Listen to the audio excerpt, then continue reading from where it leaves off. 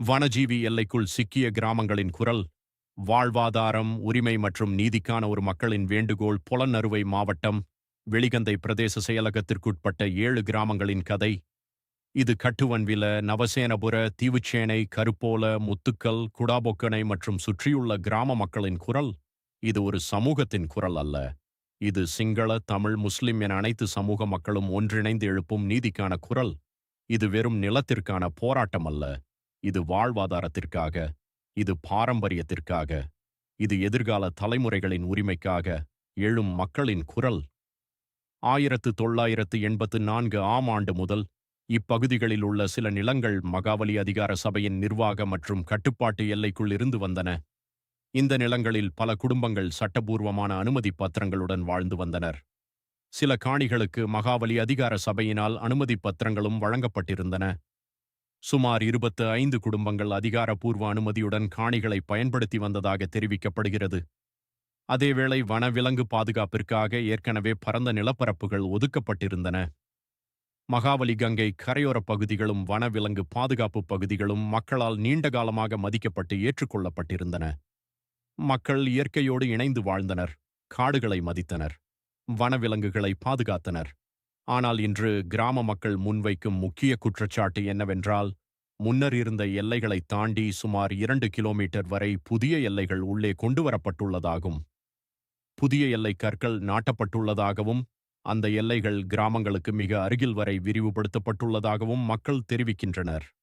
மேலும் இந்த எல்லை கற்கள் நாட்டப்பட்டிருந்தாலும் சம்பந்தப்பட்ட பகுதிகள் இன்னும் முழுமையாக உத்தியோகபூர்வ வர்த்தமானி அறிவிப்பின் மூலம் அறிவிக்கப்பட்டதாக தெளிவுபடுத்தப்படவில்லை என்பதும் மக்களின் கவலையாகும்.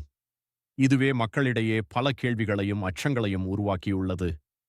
வாழ்வாதாரத்தின் மீது தாக்கம். இந்த மாற்றங்களின் தாக்கம் நேரடியாக மக்களின் வாழ்வாதாரத்தை பாதித்துள்ளது.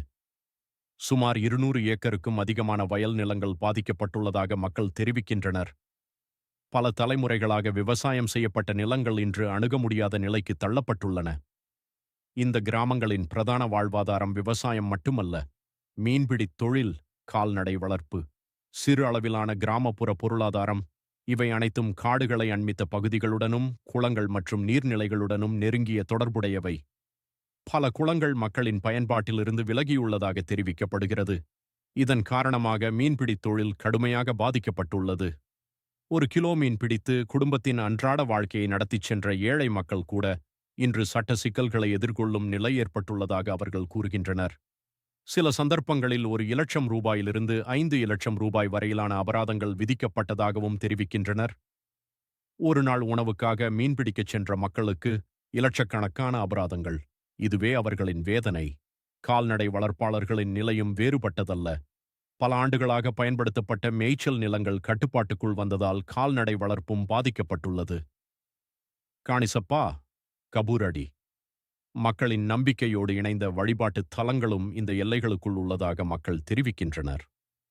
பல தலைமுறைகளாக தொடர்ந்து வந்த வழிபாட்டு மரபுகள் இன்று நிச்சயமற்ற நிலையை எதிர்கொள்கின்றன. இதற்கான ஆதாரங்களும் உள்ளதாக மக்கள் குறிப்பிடுகின்றனர். 2013 ஆம் ஆண்டு காலப்பகுதியில் இவ்விடத்தைச் சுற்றி ஏற்பட்ட முரண்பாடு நீதிமன்றம் வரை சென்றதுடன் மக்கள் வழிபடக்கூடிய இடம் என தீர்ப்பும் வழங்கப்பட்டதாக அவர்கள் தெரிவிக்கின்றனர்.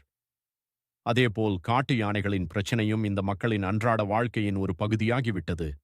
யானைகள் கிராமங்களுக்குள் நுழைகின்றன, பயிர்களை அழிக்கின்றன, வீடுகளுக்கு சேதம் ஏற்படுத்துகின்றன, மக்களின் உயிர்களையும் அச்சுறுத்துகின்றன. வெளிகந்த பகுதியில் கடந்த வாரத்தில் கூட யானை தாக்குதலால் 2 உயிரிழந்ததாக மக்கள் சுட்டிக்காட்டுகின்றனர். இதுவும் உடனடி கவனம் தேவைப்படும் மனிதாபிமான பிரச்சனையாகும். மக்களின் அமைதியான போராட்டம். இந்த நிலைமைகளுக்கு எதிராக மக்கள் அமைதியான வழிகளையே தொடர்ந்து பின்பற்றியுள்ளனர்.